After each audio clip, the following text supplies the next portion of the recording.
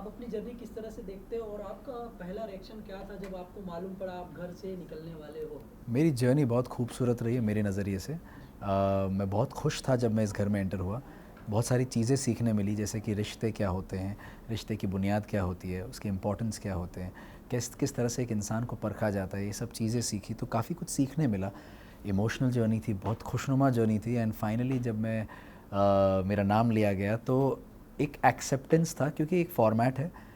किसी ना किसी दिन कभी ना कभी किसी को जाना ही है। तो उस वक्त मेरा नाम लिखा था, तो एक्सेप्टेंस था। इट वाज नॉट कि हाँ मैं चला गया, ऐसा नहीं था कुछ भी। सो एक इमोशनल होना ज़रूरी नहीं है कि मैं रोऊं, इमोशनल होना खुश भी हो सकता है। तो बहुत ज़्यादा खुशी थी, बहुत ज़्यादा ग्रेटफुलनेस था मेरे अंदर। एंड मैं बिग बॉस का तहे दिल से शुक्रिया अदा करना चाहूँगा कि उन्होंने मुझे मौका दिया इस शो में आने का। जी।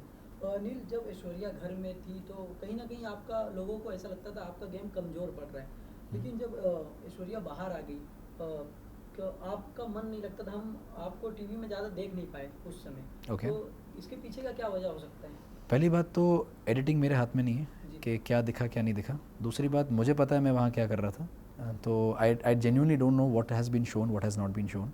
एंड अगर आप कह रहे हैं कमज़ोर लगी तो ये आपका पॉइंट ऑफ व्यू हो सकता है, जिससे ज़रूरी नहीं है कि मैं वाकिफ़ रखूं या सलमान सर वाकिफ़ रखें, क्योंकि उन्होंने और बिग बॉस ने तो मेरे एफ़र्ट्स और मेरे गेम को सराहा है और एक्नॉलेजमेंट दी है।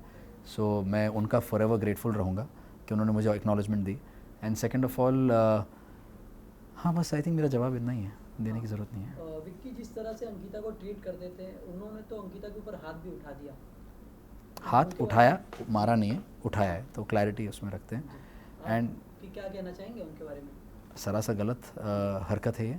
हालांकि मैंने वो विटनेस नहीं की है, बट जो मुझे बताया गया है, और आप जब ये सवाल पूछ रहे तो उसका मतलब आपने भी वो चीज़ देखी है। और अगर ये चीज़ किसी रिश्ते में आ रही है तो किसी भी रिश्ते में होना ये गलत ही है। सो मैं इसका समर्थन नहीं देता। जी। सब उम्मीद करते थे आप लास्ट तक जाने वाले हो, लास्ट तक दिखोगे लोगों को, जी, लेकिन आप कहीं न कहीं नहीं जा पाए। तो इस पे आपका क्या रिएक्शन है? ऑफ कोर्स मैं अपना दुख जाहिर करना चाहूँगा कि मुझे वो मौका नहीं मिला, और शो का फॉर्मेट आड़े आ गया जहाँ डबल एविक्शन हो गया। अगर वो नहीं होता तो कहीं ना कहीं मैं आगे बढ़ सकता था। जो मेरा इस हफ्ते का प्लान था, जो मैं कई बार जाहिर कर चुका हूँ अलग अलग इंटरव्यूज़ में, मैं वो खुलासा करना चाह रहा था इस संडे के नॉमिनेशंस में।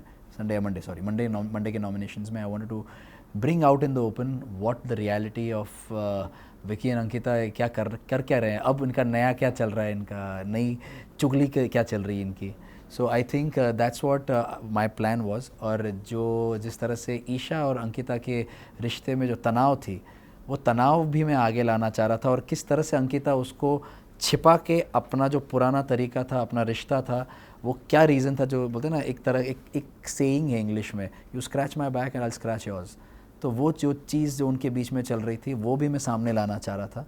और जैसे कि आपने देखा कि पिछले कुछ हफ्तों में मल्टीपल नॉमिनेशंस करने के मौके मिल रहे थे, तो आई थिंक वो भी मैं उसका फ़ायदा उठा के चारों को नॉमिनेट करना चाह रहा था।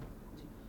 आपके निकलने के पीछे किसका हाथ हो सकता है और कहीं न कहीं आपको ये लगता है कि आपकी जगह किसी और को किसको निकलना चाहिए था? बिल्कुल, पहली बात तो ये सब जानते हैं कि मेरे नॉमिनेट होने के पीछे तो विकी का ही हाथ है। और मेरे हिसाब से और भी बहुत सारे अनडिज़र्विंग लोग हैं जो अभी भी घर में टिके हुए हैं। जो सबसे पहला विकी है, जो मुझे लगता है डिज़र्विंग बिल्कुल भी नहीं है शो में रहने का। एंड उसके साथ साथ समर्थ, उन दोनों को पहले निकलना चाहिए। उसके बाद Isha, Ankita, they should be out of the house first. Munawar के बारे में क्या कहना चाहेंगे? मुनावर का गेम आपको कैसा लग रहा है? मुनव्वर का गेम, ऑनेस्टली मैंने ये जाहिर किया है पहले भी कि कहीं ना कहीं वो जो बोलते थे दूसरों को कि आप एक स्लो स्टार्टर रहे हैं, आपका गेम वीक दिखता है, मुझे आपका गेम दिखा ही नहीं है। तो ये चीज़ का काउंटर मैंने सोचना शुरू किया कि गेम होता क्या है। तो मुझे जहाँ तक समझ में आया कि इस घर में बिग बॉस ने हमेशा रिश्तों को अहमियत दी है, तो मुझे लगता है रिश्ते ही गेम हैं। तो आपके रिश्ते जब तक ऑथेंटिक, रियल और ऑर्गेनिक रहेंगे, ऑटोमेटिकली आपके नंबर्स बढ़ते जाएंगे, आपके लोगों के नंबर्स बढ़ते जाएंगे। तो कहीं ना कहीं आपके लोग जब रहेंगे तो आपकी सेफ्टी बनी रहेगी, क्योंकि लोग आपके पास है, क्योंकि आप पर भरोसा रखते हैं। लेकिन अनफॉर्चुनेटली विकी और मुनव्वर दोनों शुरुआत से छठे हफ्ते तक नंबर गेम में पड़े हुए थे। तो कहीं ना कहीं उनको भी समझ बहुत देर के बाद आई, जबकि अब 12वां हफ्ता शुरू होने वाला है और छठे से 12 मतलब आधे शो के बीच में से उनको समझ में आया कि उनकी गेम एक्चुअली थी रिश्तों के ऊपर। फिर भी मुनव्वर समझ गया इस चीज़ को और वो उस चीज़ से हट गया, मगर विकी अभी भी उधर ही लगा हुआ है। एंड तो आई वुड से मुनव्वर की गेम एक स्लो स्टार्टर गेम थी एंड समझ थोड़ी देर से आई about the game of the show.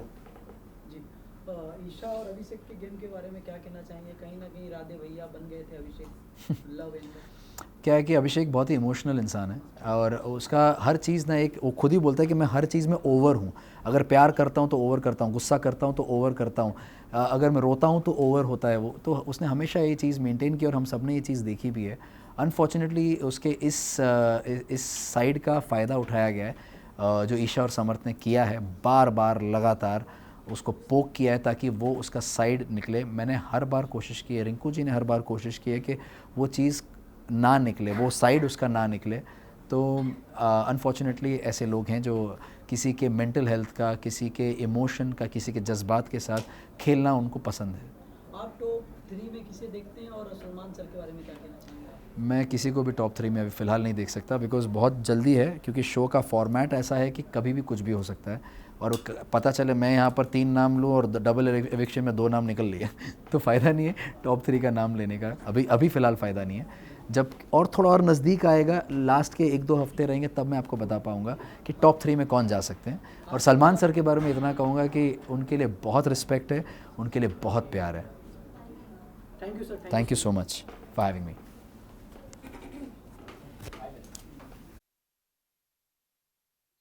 जी ठीक है, बोलिए।